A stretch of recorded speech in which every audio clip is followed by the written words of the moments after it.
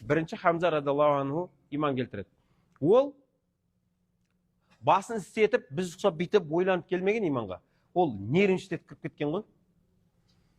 Аңшы болған. Бір күні ерте таң атпай кетіп бара жатса, ана Абу Лахаб ешек, өзінің ана ешек қатыны Умму Жәмил бар ғой. Екеуі, бұлар Абу Жахил, Абу Лахаб сияқты хайуандар, пайғамбар саллаллаху алейхи ва саллям қай жерде зиян тиіледі, сол жерде осы екеуі табылатын болған ғой. Қараса, екеуі екі себет алып алған, ана қатыны тікенек жинап жүр себетке. Ал Абу Лахаб малақ жинайды екен, малақ. Малақта малдың тезегін, свежий.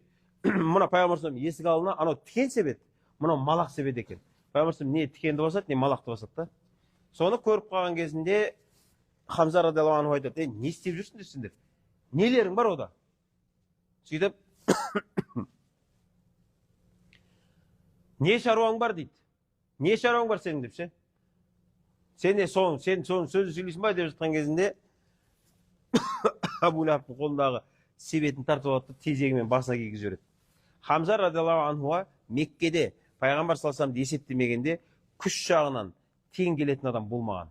Хамза радиаллаху анхуға тең келетін еркек болмаған Меккеде. Мынау өлкеде.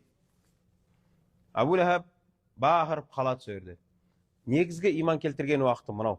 Пайғамбар саллаллаху алейхи ва саллям Сафа тауының жанында, Сафа төбесінің жанында адамдарға насихат айтып тұрған кезінде жанынан жақындап келіп Абу Жахил таспен ұрады да, пайғамбар саллаллаху алейхи ва саллям басын жанынан тесіп жібереді. Кәдімгі жарып тастайды. Анау қатты қанағандығы соншалықты тоқтай алмай қалады да, пайғамбар саллаллаху алейхи ва саллям тоқтатады да, сөз үйіне жүгіріп кетеді.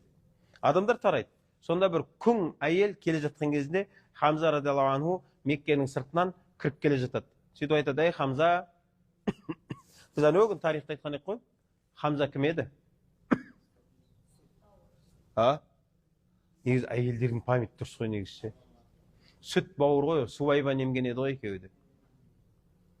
Кіріп келе жатқан кезінде айтады: Хамза, жаңа ана пайғамбар саллаллаху алейхи ва саллямда ана жерде бір нәрселер айтып тұрады. Амр ибн Хишам. Негізі Абу Жахилдің негізгі аты Амр ибн Хишам. Амр ибн Хишам таспен ұрып басын жарып тастады дейді. Сөйтіп ашуланады да Хамза радиаллаху анху, олар Кағбаның көлеңкесінде отыратын әрдайым. Келіп, сол Кағбаның жанына келіп Абу Жахилге ұрса бастайды. Нең бар, неге тисесің оны? Сөйтіп анау Абу Жахилде өзінше бұған сөз қайтармақшы болған кезінде Садақтың жебесі бар ғой, жебе дей ма, оқты, ұрам.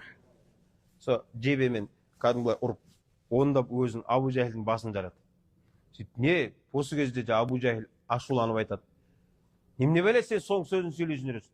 Сен де соң дініне кіріп кеткеннен саусың ба деген кезінде, осы кезде Хамза: қайтесің ал, соң дініне кіріп кеткен ме ал деп, сөйтіп кіріп кеткен ғой. Сөйтіп келіп пайғамбар саллаллаху алейхи ва саллям байқамай кіріп кеттім деп пайғамбар